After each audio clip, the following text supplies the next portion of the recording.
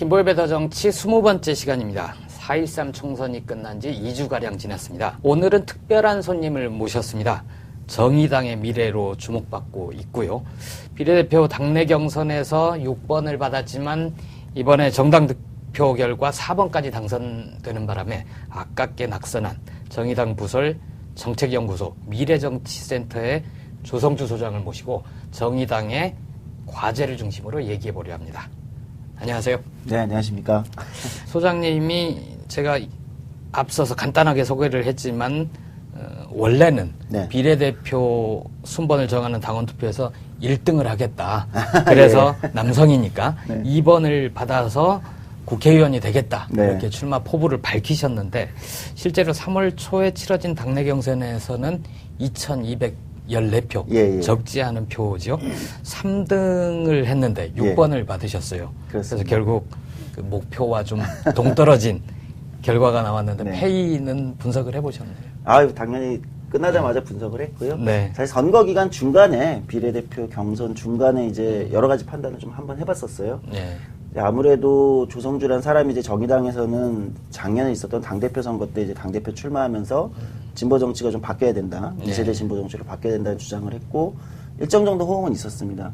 근데 이제 이번에는 국회의원을 뽑는 선거잖아요. 네. 그럼 이제 당원들 입장에서는 오히려 이제 미래보다는 당장의 정의당의 상황을 봤을 때는 당장 현재의 어떤 의제들에 어떤 걸 좀 더 주목할 거냐 요런 데 좀 판단을 했던 것 같아요. 네. 그러니까 이제 일본의 진보가 이제 당장의 국방이나 안보 분야가 워낙 취약하고 이걸 시급하게 좀 채우는 게 중요하다.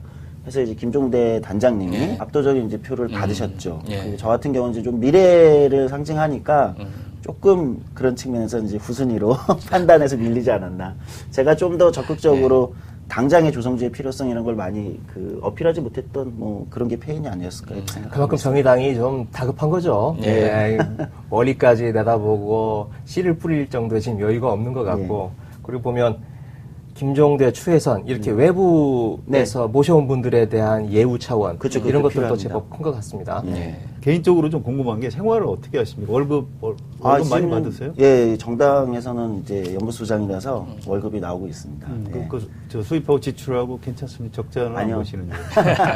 사실은 월급을 그래도 연구소 소장이라 네. 저희 정의당의 형편에 비교하면 좀 괜찮게 받는 편이에요. 당직자들이랑 비교하면. 그런데 이제 제가 작년 당대표 선거나 이번에 비례대표 경선이나 이제 다 당내 경선을 치르다 보니까 돈이 들어가잖아요. 그렇죠. 그래서 빚도 좀 지고 예. 거기에 이제 들어가는 돈이 많아서 저축이나 이런 건 거의 못하고 예. 그렇게 살고 있습니다. 지금 결혼하셨나요? 아니요, 아직 안 했습니다. 아직 결혼 안 하셨군요. 네. 인천이 고향으로 돼 있던데 인천에서 학교 어디까지 다니셨어요? 초중고를 인천에서 나왔고요. 고등학교까지 나오셨어요? 네, 부모님 아직 인천에 계시고. 그럼 대학은 연세대 학생위원회 활동한 걸로 돼 있던데. 그렇죠. 민주노동당 연세대 학생위원회 활동부터 이제 시작을 정당 했죠. 생활을 굉장히 일찍 하신 편이네요. 예. 정당 생활을 그렇게 대학생 때부터 하시게 된 어떤 계기 같은 게 있었습니다. 근데 당시에는 이제 일종의 이제 제가 학교에서 이제 군대를 다녀오고 막 복학을 했을 때 약간 학생운동이 이제 처음으로 민주노동당이 생기면서 제가 복학을 2002년 9월에 했는데 당시가 이제 2002년 대선 직전이었던 거죠. 그러니까 노무현 대통령 당선된. 그렇죠. 그리고 이제 권영길 당시 대표가 이제 출마하셨었죠. 출마해서 이제 나름 3% 이상 100만 표를 얻었을 텐데요.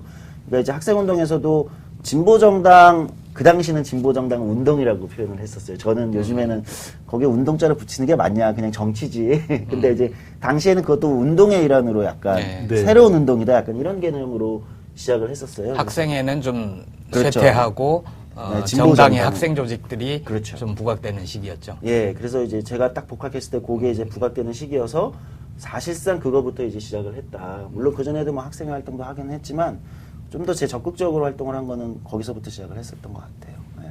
그러니까 진보 정치의 어떤 경력으로 하면 굉장히 정치 좀 오래 하신 편이네요. 네, 그래서 제가 다른 방송 토론회 같은데 이제 얼마 전에 뭐 선거 기간에 이제 비례대표니까 토론회를 제가 자주 나가는데 예. 거기서 뭐 정치 신인들에게 듣는다 뭐 이런 걸 하잖아요. 그럼 신인이 저는 아니죠. 신인이 아닌가 이렇게 어떤 얘기를. 저는 그래도- 젊지만 신인은 네, 아니다. 젊지만 신인은 그렇죠. 아닙니다. 적어도 2002년부터 시작을 하셨으니까. 그렇죠. 네. 저기 정상적인 것 같아요. 제가 알고 있기로는 선진국에서 예. 젊은 시절부터 이렇게 당원을 하는 분들이 많이 있고 특히 유럽이 그렇다고 합니다. 예. 아예 유소년 때부터 물론 시작하는 데도 있고요. 네. 나중에 좀 성인이 돼서 정당을 선택할 수는 있는데 근데 이제 우리는 젊은 사람들이 어느 정당 당원이라고 그러면 약간 이상한 사람 취급하거든요. 지난해 당대표 선거에서는 네. 2세대 진보 정치를 주장해서 굉장히 화제를 끌었어요. 진보 정치가 좀 젊어져야 된다. 네. 이런 주장을 하셨고, 이번 총선에서는 심판의 정치가 아니라 변화의 정치가 필요하다. 네. 이런 출마 선언이 화제가 되기도 했는데요. 그런데 좀 성과로 이어지지는 못했어요. 진보 정치의 주체들을 젊게 하고 싶다는 이 바람은 앞으로도 계속될 텐데 네. 혹시 구체적인 계획이 있으십니까? 예, 그래서 작년에 당대표 선거 이후에 이제 저는 그런 생각이 있습니다. 이제 정당이 젊어진다는 거는 단순하게 이제 뭐 정당에 뭐 청년들이 많다 이런 걸 넘어서서 정당이 얼마나 한 사회의 미래를 준비하고 있느냐. 아무리 그것이 좀 소수 정당인 그 정의당 같은 진보 정당이라고 하더라도 충분히 책임 있게 다음 사회의 미래를 구체적으로 준비해야 되고 그걸 위한 주체들도 명확하게 이제 육성하고 계속해서 전략적으로 키워야 되는데 사실 진보 정당이 이제 그러지 못했어요. 진보 정당의 주체들도 이미 이제 90년대, 80년대, 90년대 형성돼서 2000년대 초반부터 진보 정당을 했던 그렇죠. 이분들로 이제 계속 오다 보니까 자연스레 이분들이 아무리 열심히 하셔도 새롭게 변화되는 정치 환경이나 사회 어떤 변화에 발맞추기 좀 어려운 측면이 있습니다. 그러다 보니까 이제 당대표 선거가 끝나고 이제 2세대 진보 정치를 제기하면서 미래정치센터를 만들고 미래 리더십 스쿨이라는 걸 통해서 당의 기초적인 어떤 정치 교양 그걸 통해서 이제 젊은 친구들을 이제 정치화 시키는 이런 작업들을 이제 진행을 했고요. 지금 이제 이번 총선이 끝났지만 이번 총선 끝나고 이제 저희가 아마 5월 말 정도부터 다시 이제 당에 또 미래 리더십 스쿨 2기를 통해서 이번에는 정치 기본 교양 수업이 아닌 기본 교양이 아닌 그 지방자치에 출마할 사람들이라든지 예를 들면 당의 정책 간부라든지 이런 사람들까지 이제 구체적으로 세분화해가지고 육성하는 프로그램을 이제 5월 말부터 바로 시작할 예정에 있습니다. 미래정치센터에서 자라난 그 젊은 정치인들이 네. 2018년인가요? 네. 지방선거 때는 좀 많이 선보이겠군요. 예, 대거 출마시킬 고민이 있고요. 그때까지 한 2년 정도 목표를 두고 육성 훈련이 필요합니다. 그러니까 정치라는 것도 사람들이 요즘에는 자꾸 하도 정당들이 그 외부 영입해가지고 뭐 데뷔시키는 깜짝 데뷔시키는 이런 경우가 많은데 저는 그렇게 바람직하다고 생각하진 않아요. 필요하면 이제 자기 정당의 부족한 부분을 때로는 영입이라는 방식으로도 키울 수 있겠지만 가장 이제 기본은 자기 정당에서 육성해가지고 배치하는 거기 때문에 2년 동안 그 작업을 계속 해가지고 그렇게 배치하고 그때 이제 새로운 진보 정치 주체들을 좀 보여드릴 수 있지 않을까 생각하고 있습니다. 제가 궁금한 건 이렇게 센터에서 교양 강좌 형식으로 수강생을 모집해서 자발적으로 모집을 하는 거죠. 그래서 정치 교양을 시키고 그리고 이제 성장을 시키는 건데 그런 방식이 아니라 이 젊은 사람들이 자기 삶의 현장, 삶의 공간 제일 좋은 건 대학생들이겠죠. 대학생들이 우리 조 소장님처럼 학생위원회 활동을 통해서 학생으로서 신분을 유지하면서 그 속에서 자기 어떤 정치적 자각을 깨우쳐 나가는 그런 게 가장 이상적일 것 같은데 아까 2002년 9월에 복학하시고 돌아와서 학생위원회 활동을 하셨다고 그러는데 그때하고 지금 15년이 지난 지금 학생위원회 활동하고 풍토나 분위기가 어떻게 좀 기본적으로는 많이 약화된 것 같아요. 그러니까 이제 두 가지 측면을 봐야 될 것 같은데요. 하나는 이제 정당 조직의 어떤 개선 조직이라고 하는 이 라인에서 봤을 때의 조직력은 그 당시에 비하면 훨씬 약해져 있는. 이제 대학에서의 학생운동이나 학생회 이런 이제 대중적인 어떤 전반적으로 쇠퇴하는 분위기 토대도 속에서 좀 취약해졌고 그러다 보니까 이제 정당의 학생 조직도 그 안에서 자리 잡기가 조금 힘든. 정당이라는 게 뭐 공중에 떠 있는 건 아니잖아요. 어쨌든 자기 기반이 있어야 하는데 그 기반 자체가 축소되다 보니까 그게 좀 약해져 있는 게 하나가 있고요. 그런데 또 하나 역설적으로는 정치 그때에 비해서 정치 자체에 대한 그 뭐랄까요 관심도 일반적인 관심도와 이제 가까움 이거는 훨씬 넓어진 것 같아요. 그러니까 그때는 정치하면 이제 학생 사회에서 정치하면은 운동이었는데 지금 정치는 약간 젊은 사람들 사이에서 패션이기도 하고 예능이기도 하고 엔터테인먼트적인 것도 있고 그래서 요런 폭은 넓어진 것 같아요. 그래서 여기가 아마 새롭게 공략해야 될 시장 아닌가 생각하고요. 소장님이 굉장히 중요한 대목 하나를 지적을 해주셨는데 젊은 세대의 변화. 불과 몇 년 전까지만 해도 정치에 관심을 갖는 것을 뭔가 좀 문제가 있는 것. 난 정치 신경 안 써. 그러면 쿨한 것 같았는데 이번 총선 때 보면 정치에 대한 관심도가 높아지고 정치가 내 삶의 문제랑 직결돼 있구나라고 생각을 하고 투표를 하는 게 하나의 패션인. 나 네. 투표하는 사람이야. 그런 변화가 좀 있었던 것 같아요. 네, 실제로 많이 감지되고요. 그 다음에 또 하나, 그게 이제 어떤 데서 많이 드러나면 이제 저는 그게 어떤 그 중요해지는, 그러니까 주류화된다랄까요? 또는 훨씬 그 가까이 온 걸 느끼는 거는 그걸 직업으로 고민하는 사람들이 많아질 때 저는 그게 굉장히 그 사회에 안착됐다고 생각하는 편이거든요. 근데 요즘에 저한테 제가 그래도 언론에 이제 진보정당 그 젊은 인사들 중에서 좀 나오는 편이니까, 비춰지는 편이니까, 저한테 개인적으로 이메일이나 SNS를 통해서 이제 문의가 많이 오는 게 젊은 친구들이 정치하려면 어떻게 해야 됩니까? 그러니까 정치를 직업으로 고민하는 친구들이 점점 젊은 사람들이 늘어나고 있어요. 저는 긍정적 현상이라고 봅니다. 물론 이제 직업 세계로 한다면 정치도 거기에 맞는 직업 윤리와 훈련과 막 다양하게 필요할 텐데 이건 이제 아직 우리가 정당들이 많이 이제 짜임새가 있지 않아서 좀 부족하긴 하지만 그래도 그런 젊은이들이 많이 늘어난다는 건 그만큼 정치가 이제 조금 우리 사회에 과거처럼 불운시된다든지 이런 건 아닌 게 됐구나. 반정치주의를 둘러싸고 이제 끊임없이 싸움이 벌어지고 있는데요. 아무래도 이제 자본 세력이라고 할까요? 이제 그쪽에서는 가급적 정치 혐오증을 많이 확산시키고 이제 양비론으로 해서 여당이나 야당이나 다 정치하는 놈들 다 그놈이야 이런 식으로 이제 얘기를 하고 그럼 이제 투표율이 떨어지죠. 그러면 이제 기득권 세력이 그 반사이익을 얻는 건데 그동안 제 기억에 최근에 한 5, 6년 전부터 지금까지 우리나라에 그래도 좀 깨인 논객들이 반정치주의하고 싸우면서 먼저 이겨야 된다. 뭐 후마니타스의 그 박상훈 대표 이런 분들 뭐 비롯해서 정치의 효능감을 젊은 사람들이 좀 확신할 수 있도록 해줘야 된다. 이런 얘기들을 참 많이 했어요. 그런 그 축적된 효과가 이제 조금씩 좀 나타나는 것 같아서 좀 반가운. 그런 저희 상황이에요. 웹방송이나 아니면 팟캐스트도 젊은 분들이 많이 들으면서 좀 일정한 기여를 했던 것 같아요. 그렇죠. 세상을 뭔가 바로 잡으려면 정치에 관심을 가져야 되고 투표를 해야 되는구나. 이번에 이제 드디어 경험한 거죠. 뭔가 바뀌네. 야, 저 절대로 무너질 것 같지 않던 여당이 무너지네. 이제 이런 경험들을 한 거죠. 소중한 체험인 것 같습니다. 자연스럽게 총선 얘기로 좀 넘어가 볼게요. 이번 4.13 총선에 드러난 민심 전체적으로 좀 어떻게 평가하십니까? 선거는 이제 두 가지 저는 기능이 있다고 생각하는 편입니다. 제 개인적으로는 하나는 이제 선거라는 건 이제 4년에 한 번이든 뭐 몇 년에 한 번이든 집권에 대한 어떤 책임을 묻는 거죠. 이제 정당들에 대해서 집권 정당이라든지 또는 뭐 이런 책임을 묻는 거죠. 어떻게 니네가 집권을 했는데 또는 다수당이었는데 어떻게 운영을 했는가에 대한 이제 책임을 묻는 평가의 기능이 하나가 있습니다. 또 하나는 그렇다면 변화를 위해서 어떤 다른 대안이 있을 거냐. 보통 이제 이런 변화를 모색하는 어떤 대안을 선택하는 두 가지 기능이 선거에 기본적으로 있다고 생각합니다. 그렇게 본다면 앞에 거는 분명하게 책임을 물었다. 박근혜 정부와 새누리당의 집권당의 그간의 여러 가지 경제라든지 뭐 예를 들면 민주주의 운영이라든지 등에 있어서 문제점이 있다는 명확한 책임을 하나 물었다. 심판의 선거였다. 그렇죠. 여기 하나가 있고요. 두 번째는 그러면 이제 그렇게 되면 이제 대안은 뭐냐라고 했을 때 그 대안으로서 이제 기존의 제1야당도 어느 정도는 대안으로 선택을 해주고 120석이 넘게 가져갔으니까. 그러나 어쨌든 가장 강력하게 지금 표출된 거는 국민의당이 정당 지지율에서도 굉장히 높은 지지율을 올렸다는 것은 국민의당이 기존의 야당들이 명확하게 대안을 아니어서 새로운 좀 대안을 모색해야 되는 거 아니냐라는 민심이 또 한쪽으로 굉장히 강력하게 표출되었다.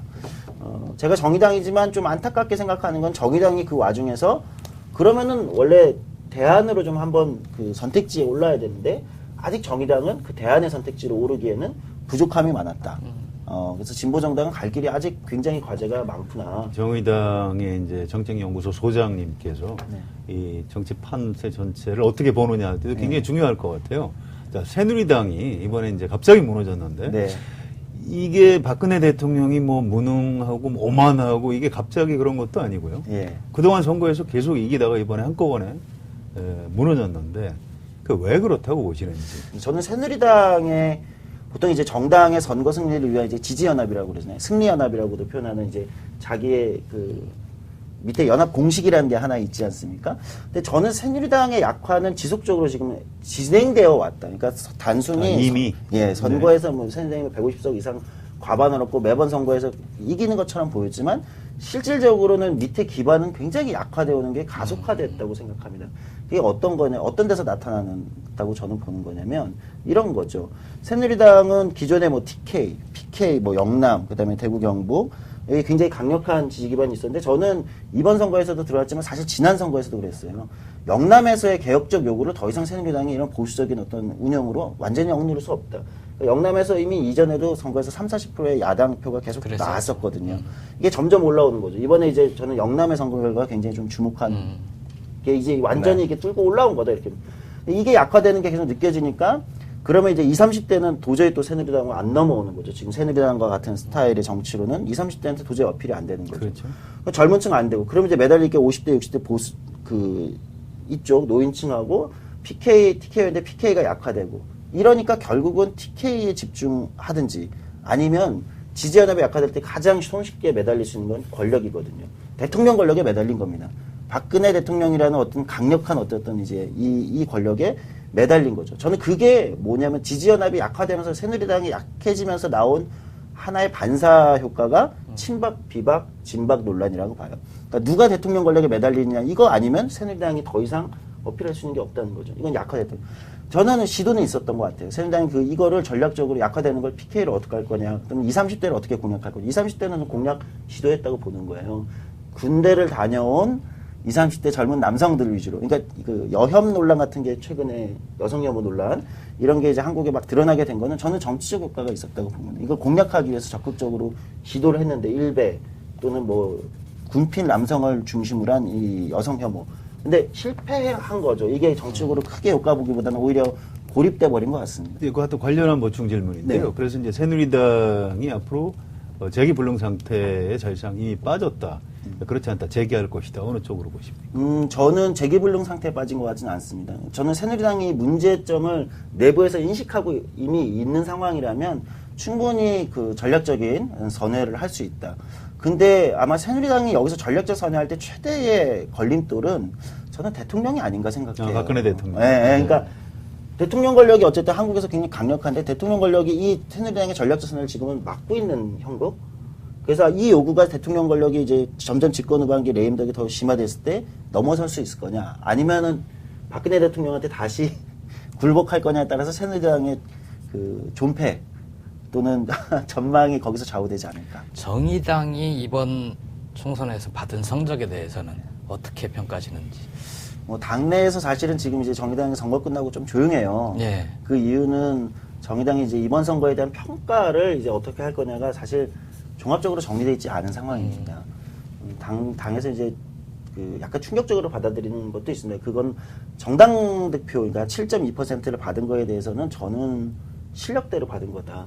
그러니까 선거라는 게 이제 자기 실력 플러스 이제 알파가 원래 있는 건데 선거를 얼마나 잘하고 못 받았죠. 네. 알파는 전혀 없이 네. 그냥 정의당이 지금 갖고 있는 정의당 실력 딱 7%다. 이런 거 같고요. 근데 지역에 출마한 후보들의 성적이 너무 안 좋습니다. 네. 그러니까 뭐 당선은 아니어도 최소한 이제 여러 번 도전했고 꽤 그 지역에서는 진보 정치가 오래 했던 분들인데도 전반적으로 성적표가 굉장히 낮아요. 이게 굉장히 중요한 문제거든요. 네.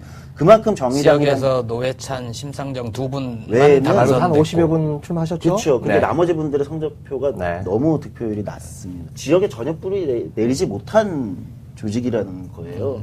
그러니까 이거를 어떻게 평가하고 그럼 개선할 거냐가 굉장히 심각한 과제로 있기 때문에 네. 그 정의당은 이번 선거를 통해서는 뭐 몇 가지 과제를 도출해야 될 것 같은데 정당 지지율 관련돼서는 정당 관련돼서는 아직은 대안의 선택지로 인정받고 있지 못하다.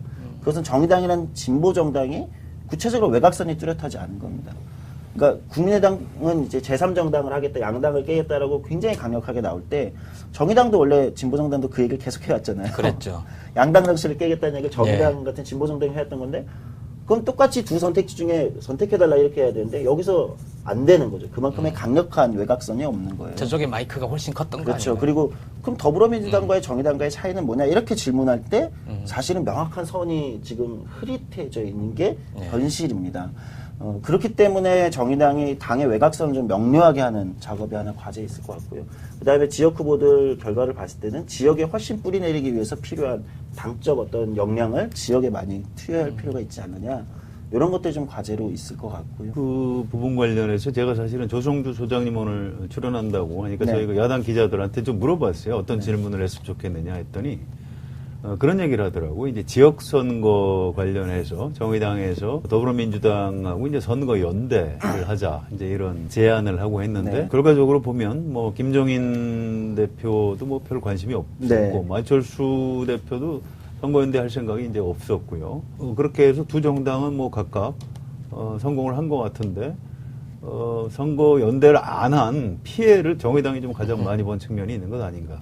자, 그런데 문제는 이게 이제 앞으로 다음 지방선거, 대통령 선거 또 총선을 앞두고 정의당이 그럼 이런 식의 그 선거 연대 모델을 계속 가지고 갈 것이냐, 아니면 이건 좀 문제가 있다, 잘못됐으니까 폐기하고 뭐 어떤 자생력을 키우는 쪽으로 좀 전략적인 선회를 할 것이냐, 이런 선택의 문제가 좀 있을 것 같아요. 네. 그 부분은 어떻게 보십니까? 지금 이제 그 선택, 그 평가와 그 선택을 어떻게 할 거냐를 두고 이제 당내에서 아마 심도 있는 논의와 논쟁과 토론이 이제 사실은 내부에선 진행되고 있고 앞으로도 이제 상당 기간 진행될 것 같습니다. 이것은 단순히 선거를 대응하는 걸 넘어서 이제 진보 정당의 정치 전략과도 아주 긴밀한 연관이겠죠. 왜냐면 이미 다당 체제가 돼버린 거잖아요. 현실적으로. 그렇죠. 네. 그럼 다당 구조에서, 그러니까 다야 구조라는 곳에서 과연 진보 정당 어떻게 새롭게 정치 전략을 짤 수 있을 거냐, 이런 거하고 연결되어 있는데요. 저는 뭐 이렇게 평가하고 있습니다. 그러니까 정치는 연대와 연합이 기본이죠. 연대와 연합은 정치의 저는 본령인 것 같습니다. 그런데 그 전에 뭐가 있냐면 나는 누구인가, 우리는 누구인가가 명확한 다음에 연대 연합을 해야 되는데, 정의당은 아직 정당으로서 파티 메이킹, 그러니까 정당 만들기가 완성되어 있는 정당이 아니거든요. 그러니까 정체성, 국민들에게 보이는 어떤 그 유력한 정치 주자들, 그 다음에 당의 색깔, 이런 것들이 아직 명료하지 않아요. 이제 창당한 지 3년. 지역에서도 마찬가지죠. 그게 안 돼 있는 상황에서 이번에 야권연대에 약간 그 마치 초기, 선거 초기에 올인하는 듯한 모습은 마치 그 유권자나 국민한테 어떻게 비춰지면, 그러니까 더불어민주당 옆에 있는 정당이란 얘기냐, 라고 비춰진다는 거죠. 그러면은 정의당은 새로운 선택지로 선택받기가 굉장히 힘들거든요. 그래서 이번에는 저는 오히려 초기에는, 저는 이게 좀 선거 전략상 초기에는 오히려 정의당의 색깔과 정체성을 좀 선명하게 하는, 이렇게 가고, 필요한 지역에 따라서 후반기에 야권연대, 그럼 지역에 따라서 이렇게 전환했어야 되는 게 맞지 않나. 근데 수순을 잘못 뒀다. 그러니까 바둑으로 따지자면 포석에서 실패한 거를 마지막에 끝내기 위해서 뒤집을 수가 없거든요. 근데 전혀 다른 또 평가도 나오고 있는 거 아니겠습니까? 당내에서. 그렇죠. 그래서 또 일가에서 또 다른 평가가 있는 거예요. 제가 어느 정도 여론인지 모르겠으나 당내 당원들 사이에서, 예를 들면 지금 노학래 위원장이 이야기했던 당대당 통합, 완전히 다른 발상을 지금 제안을 했는데. 그렇죠. 선거 끝나자마자 제안하셨습니다. 그래서 뭐 좀 시끄러웠던 걸로 알고 있습니다. 그런 논의는, 그런 목소리는 이 당내에서 어느 정도 크기가 있나요? 다수의 목소리는 아니에요. 제가 아주 솔직하게 그냥 말씀드리면은, 뭐 당내 얘기를 뭐 이렇게 공개적으로 하는 게 좀 부담스럽긴 하지만, 그래도 뭐 솔직하게 말씀드리면 그런 이야기가 다수의 목소리는 아닙니다. 이제 일부의 목소리시고, 보통 이제 정의당 내 이제 뭐 저희도 이제 계열을 분류하잖아요. 참여당 출신의 참여계라고 하는 분들 중에서도 다수는 아니고 이제 그 중에서도 일부의 목소리입니다. 그러나 그것도 엄연하게 존재하는 당내의 한 목소리라는 거죠. 그거 역시 이제 같이 테이블에 놓고 저희가 또 논쟁하고 이견을 다루는 뭐 이런 과정이 있지 않을까 싶습니다. 그런 내부 논쟁을 좀 당원 게시판에서 주고받는 정도가 아니라 당내에서 한번 좀 공개적으로 이견이 있는 걸 내놓고 토론을 함으로 인해서 오히려 그 정의당 밖에 있는 시민들이 관심을 가지고 지켜볼 수 있는 그런 계기를 마련해 주는 건 어떨까요? 저는 그런 게 필요하다고 생각하는 편입니다. 그런데 아무래도 이제 정의당이 그런 게 좀 있어요. 트라우마랄까요? 그러니까 그동안에 진보정당 보시면 아시면 내부 갈등, 민주노동당 시절도 마찬가지고, 그러니까 내부의 이견을 잘 다루지 못함으로 인해서 이제 계속 분열해왔던 과거의 트라우마가 굉장히 강력하게 있는 정당이 또 정의당입니다. 그 와중에 만들어진 정당이니까요. 그러니까 내부의 의견을 공개적으로 이렇게 드러내는 거에 대해서 지난 창당 후 3년간 조금 굉장히 조심스러워하는 분위기가 있어요. 그럴 수밖에 없겠네요. 네, 그 트라우마 같은 거죠. 그런데 이제는 조금 말씀하신 대로 이제는 좀 선거도 이제 전국 선거도 한 2번 치른 거죠. 지방선거와 총선. 그렇게 본다면은 이제는 그걸 좀 공개적으로 드러내놓고 토론함으로써 오히려 이목도 집중시키고 그 와중에 그 안에 당을 활성화시키고 원래 이견을 활성화시키는 게 이제 당을 좀 자생력을 키우는 거잖아요. 이제는 좀 그런 시점이 오지 않았나 저는 뭐 이렇게 저도 생각은 하고 있습니다.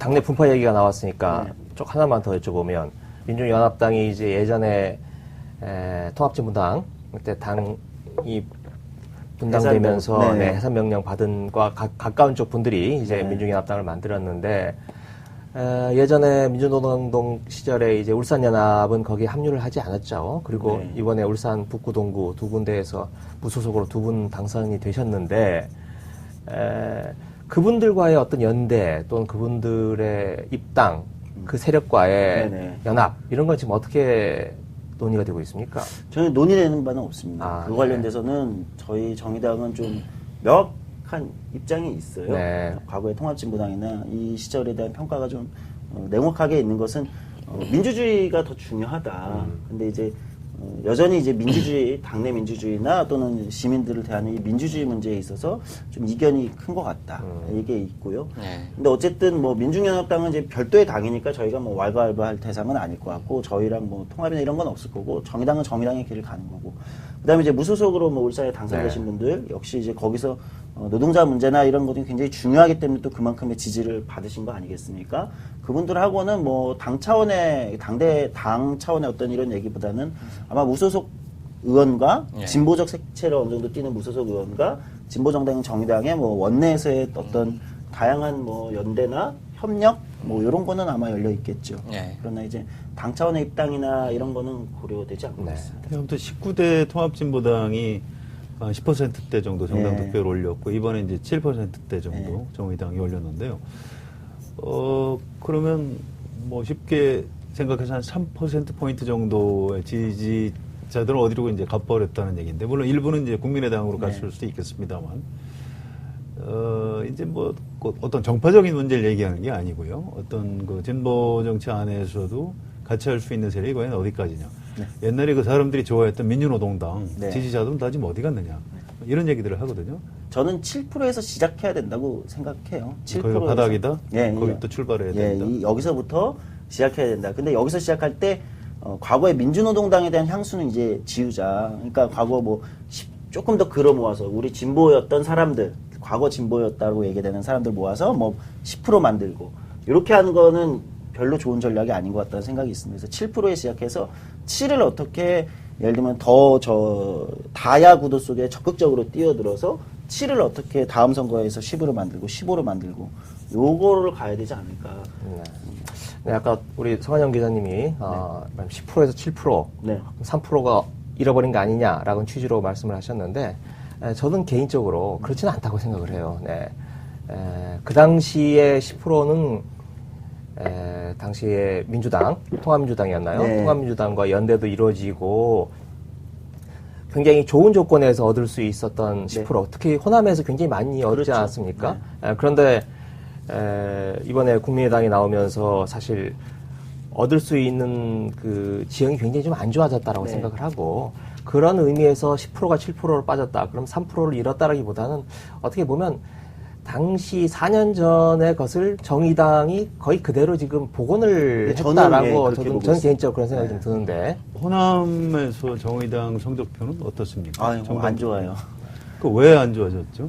그러니까 호남에서는 다른 선택지가 명확하게 있는 거죠. 국민의당이라는 국민의당 때문에 그렇죠. 손해를 국민의당이 등장하고 나서부터 국민의당이 이제 안철수 대표가 이제 분당하고 딱 나왔을 때부터 호남에서 지지율이 저희가 가지던 지지율이 거의 3분의 1 수준으로 3분의 1까지 떨어졌죠. 네. 그게 이제 굉장히 강했죠. 정책과 관련해서 여론조사를 해보면 정책에서도 굉장히 진보 성향이 다른 지역에 비해서 강하고 네. 그동안 진보 정당이 꽤 괜찮은 성적들을 거뒀었고 그런데도 이번에 정의당이 그쪽에서 성적이 신통치 않은 거는 앞으로 다야구도 안에서 야당들 간의 경쟁이 치열해지면 정의당의 설 곳이 점점 줄어든다. 이렇게 볼 수도 있지 않을까요? 저는 솔직히 말씀드리면 우리가 아무리 정의당이 이제 진보적 내용이 있고 국민의당의 진보적인 색채가 이제 약하고 뭐 민주당과 새누리당 사이에 어떤 그 이념적 스펙트럼에 존재한다고 이야기하더라도 국민의당이 그 정당 체제라는 구조에서 양당 체제를 뚫고 나온 건 굉장히 강력한 힘을 보여줬다고 생각해요. 근데 이제 이 정치라는 것은 이제 정당 체제라는 형식도 있지만은 또 내용도 있는 거 아니겠습니까? 근데 국민의당이 그럼 어떤 내용으로 이제는 이제 내용으로 정치를 해야 되는 상황인 건데 구조는 만들어졌으니까 그럼 어떤 내용으로 할 거냐에 있어서는 좀 지금 아직도 모호한 상황이다. 그렇게 본다면 정의당은 어쨌든 진보적인 어떤 내용으로 여기서 조금 더 승부를 볼 수 있는 게 남아 있는 거 아니냐 이렇게 보고요. 거기서 좀 역할을 많이 해야 되지 않을까. 정치 현실하고 어떤 그 정치를 하는 분들의 머릿속에 들어있는 이상적인 모델하고 차이가 많이 나는데 그중에 이제 유권자들의 의식은 아직도 뭐라고 그럴까 인물 중심이거든요. 네. 저 당의 대표가 누구야? 아 저건 박근혜 정당이야. 저기 뭐 민주노동당 옛날 권영길 정당 아니었어? 네. 정의당 저기 심상정이야 너 왜 차냐 그냥 이런 정도를 생각하는 거고 이제 슬픈 현실이죠. 네. 아마 지금 중요한 과제가 이제 정의당이 매력적으로 또는 보이려면 이게 좀 신뢰되는 얘기일 수가 있는데 심상정 대표와 노회찬 이제 이번에 당선인 전 대표님. 그러니까 이제 국민들한테는 이미 익숙한 분들이에요. 그렇죠. 굉장히 익숙한 분들. 어떻게 보면 기성 정치인들 중에 좀 좋은 사람 또는 진보적인 사람 이런 거지. 새로운 정치인으로 보이지는 않는 거죠. 이미 이런 시대가 온 겁니다. 시간이 그렇게 흐른 거고. 근데 진보에서 그러면 그 두 분 외에 새로운 그럼 이제 매력적으로 더 다르게 비춰질 수 있는 이런 사람들을 전략적으로는 적극적으로 발굴하거나 또는 출연했느냐. 그렇지 않은 상황인 겁니다. 그러다 보니까 그래 저 당은 인물 중심이 맞거든요. 사람들이 보기에. 저 당은 저 두 사람으로 대표되니까 여전히 과거에 그 얘기하던 그 당 이렇게밖에 안 비춰진다는 거죠. 그런 측면에서 제가 이제 당대표 선거에 나왔을 때 그것이 이제 당내에서도 좀 신선한 충격이었던 게 그런 게 있는 거고요. 당내에 이번에 이제 진보 통합을 저희가 하면서 이제 강상구 전 진보신당 부대표 이런 분들이 이제 정의당에 지금 계시고 이런 분들이나 김종철 전 부대표 그 다음에 이번에 이제 비례 후보 당선되신 분들 중에서 이제 1번 이정미 지금 부대표 이런 분들은 이정미 부대표는 나이 연세는 좀 있으시지만 연세라고 하기에는 좀 그렇죠. 연세라고 하기엔 젊으시군요. 네, 이런 분들이 이제 당에 좀 간판으로 나설 때가 되지 않았나 이렇게 보고 아마 정의당이 내부에서 지금 그런 그 흐름이 좀 있어요. 그 아마 저 같은 사람도 작년 당대표 선거에 도전할 정도니까, 당내에서 이제 많은 분들이 자극을 받으신 것 같아요. 저는 이제 30대 후반인데, 40대 중반 분들이, 초중반 분들이, 이제 우리 30대들도 도전하는데 40대들도 적극적으로 좀 도전해야 되는 거 아니냐, 이런 게 분위기가 생겨서. 잘못하면 같이 쓸려가 버릴 수도 있잖아요. 그렇죠. 그래서 긴장을 하시는 것 같아요. 그래서 아마 다음 정의당 당직 선거, 내년 초 또는 중순에 있을 당직 선거가 아마 좀 정의당 진보 정치 내에 완전 새로운 사람들이 대거 진출하는 세대 교체가 한번 이루어지겠군요. 그렇죠. 그 시기가 아마 저희 정의당의 진보 정치의 새로운 얼굴들이 대거 진출하는 시기가 되지 않을까 생각합니다. 조정주 소장님이 보시기에 정의당이 교섭단체를 다음 총선에서 획득할 수 있다고 보시는지 아니면 여전히 쉽지 않다고 보시는지 궁금하네요. 이건 좀 냉정한 얘기일 수 있는데요. 당에서 또 뭐라 할 수도 있는데 저는 쉽지 않다고 봅니다. 어렵다. 다음 총선은. 근데 정의당이 다음 지방선거를 잘 치를 수 있다고 생각해요. 지방선거는? 네, 왜 그렇습니까? 왜 지방선거는 잘 치를 수 있고 왜 총선은 아직도 쉽지 않다고 보시는지? 그러니까 총선은 이제 현재 선거제도가 특별한 변화가 있지 않는 한 소선거구 제도에서 지역에서 지역구 후보로 어떤 애 돌파해야 되는 건데 그렇죠. 이 구조가 이제 아직 정의당에 그렇게 강력한 경쟁력 있는 후보들, 총선 후보들을 만들어낼 만한 역량은 아직 좀 부족한 거죠. 근데 지방선거로 가면은 구의원, 시의원에서는 충분히 경쟁력 있는 후보들이 많은 거예요. 교섭단체라는 게 20석 아닙니까? 그렇습니다. 그러니까 다음 총선까지 20석을 만든다는 것은 아마 지방선거에서 상당히 선전하고 굉장한 비상한 노력이 있지 않는 한 현재로서는 조금 어렵다. 그러나 저는 다음 총선까지 지나고 나면 변화라는 것은 저는 급격한 변화나 이런 건 별로 가능하지도 않고 그건 또 바람직하지도 않다고 생각하는 편입니다. 그래서 다음 총선까지 치르고 나면 지방선거와 총선까지 치르고 나면 저는 충분히 그 다음에는 훨씬 큰 가능성이 열린다라고 생각하고 있습니다. 그래서 저는 조금 길게 보는 편인데요. 당내에서 이제 저는 나이가 좀 젊은 편이어서 길게 보는데 좀 부담이 없는데. 네, 나이 많으신 분들은. 예, 분들은 좀 이렇게. 길게 보면 기회가 없어지죠. 예, 그런 거에 대한 좀 체감대의 차이가 있는 것 같아요. 다음 총선에서 교섭단체 구성할 수 있는 비법을 알려드릴게요. 네. 교섭단체 의석수를 10석으로 그렇죠. 낮추고 그리고 10석 이상을 확보하시면 됩니다. 맞습니다. 왜냐면 대부분 선진국에서는 그 교섭단체 제도라는 게 있어도 뭐 한석, 뭐는 뭐 3%, 5% 이렇게 굉장히 그 진입장벽이 낮은데 우리나라가 좀 유난히 높긴 하죠. 그런데 내년 대선에서 정의당이 큰 힘을 쓰진 못하겠지만 중요한 변수로 작용을 하면서 대선판을 어느 방향으로 끌어갈 수 있지 않겠습니까? 그래서 그런 의미에서 연합정부를 구성하는데 일정 정도 역할을 한다든지 하면 그런 걸 통해서 뭔가 비약과 점프가 가능하지 않겠어요? 예. 네. 그거는 충분히 저는 가능성 있는 얘기라고 생각합니다. 그러니까 특히 그 한국의 진보 정치는 연립정부나 연합정부를 통한 예를 들면은 그 어떤 경험 이게 없잖아요. 네. 그러니까 그거는 또 새로운 그 가능성의 공간이 아마 열릴 거라고 봅니다. 그런 게 가능하다면 그거는 또 모르겠습니다. 굉장히 부정적 결과로 이제 도출될 수도 있고, 왜냐면 뭐 연합정부를 구성했는데 정의당 때문에 뭔가 좀 잘 안 됐다면 이제 부정적 결과로 갈 수 있지만 또는 굉장히 그 넓은 가능성을 여는 그 부분은 논쟁하고 토론이 필요한 부분인데요. 지금 국민의당의 진로 때문에 현실적으로 벌어지고 있는 얘기입니다. 97년 DJP 연립정부 경험이 있으니까 국민의당이 더불어민주당하고 같이 지분을 가지고 연립정부를 구성해서 집권하자 이런 사람들이 있고요. 아니 같은 원리로 새누리당하고 연립정부를 구성 못할 이유가 어디 있느냐. 거기서 지분을 확실히 보장받으면 오히려 그 호남정치 복원에 도움이 되는, 호남 발전에 도움이 되는 것 아니냐 이런 주장도 있고요. 어떻게든 집권하자. 그렇습니다. 뭐 지분을 갖고 집권하면 되는 거지. 지금 더불어민주당하고 새누리당하고 무슨 차이가 있느냐. 그래서 이 부분은 그렇게 간단치가 않은데요. 또 이제 지금 진보정당의 어떤 정체성도 있고 연립정부를 같이 구성할 수 있는 어떤 대상의 자격이라고 할까요? 그렇죠. 그런 부분도 있을 것 같아요. 네. 그래서 좀 정리가 더 필요할 것 같고요. 연립정부 굉장히 성공적인 모델일 수도 있습니다만 어쨌든 내각 책임제에서 이제 연립정부를 하는 거고요. 현재 우리나라 정부에서 실제로 장관을 했던 분들 얘기를 들으면 장관 뭐 몇 석 가지고 있어봐야 그 장관 힘 가지고 정부 정책을 할 수 있는 게 사실은 별로 많지 않다. 이제 이런 한계 같은 것도 토론을 하더라고요. 마지막 질문 하나 좀 드려볼게요. 지금은 힘이 세지 않으셔요. 네. 근데 조성주 소장님한테 권한과 책임이 주어져 있다면 굉장히 큰 당장 정의당에 무엇을 바꾸고 싶은지. 정의당에 가장 많이 바꾸고 싶은 거는 뭐 두 가지입니다. 하나는 정의당의 미래 정치 자원들, 세력들, 젊은 친구들을 대거 등용하고 또는 배치하고 전면에 내세우고 싶다. 이게 하나가 있고요. 또 하나는 그간의 진보정당이 주목하지 않았던 의제들을 좀 전면에 내세우고 싶어요.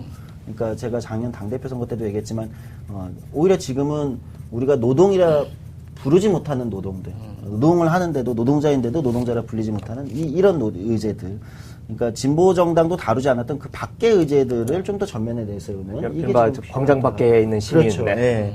그거를 좀 당이 전면에 내세우고 이제 다른 진보 정치 하겠다, 새로운 진보 정치 하겠다라고 보여줘야 되지 않냐. 그러니까 주체를 새롭게 하고 보여주는 의제를 좀 다른 의제로, 익숙하지 않은 다른 의제를 전면에 내세우는 그거를 좀 가장 먼저 하고 싶습니다. 저희가 준비한 질문은 다 드렸는데 하나 이 얘기 정말 하고 싶었는데 안 물어봐 주네. 뭐 이런 거 있으면은 마지막으로 인사를 겸해서 말씀할 기회를 드릴게요. 아예 뭐 좋은 질문들 다 해주셔가지고 저도 많이 배우고 가고요. 뭐 마지막 인사 드리면은 아마 이제 이번 총선을 통해서 정의당의 부족한 지점들을 많이 보셨을 거라고 생각합니다. 그러나 저는 한편에서는 또 정의당이라는 진보정당이 진보 정치가 과거와는 다르게 조금 달라진 측면도 분명히 보여드렸다고 저희는 생각하고 있습니다. 좀 새로운 가능성, 저희가 새롭게 또 길게 변화를 만들 수 있다는 거, 진보정당에 이런 부분에도 많이 주목해 주셨으면 좋겠고요. 저희는 진보정당, 진보정치가 더 커지고 더 유연해지는데 두려움 없이 한 길을 가겠습니다. 많이 관심 가져주십시오.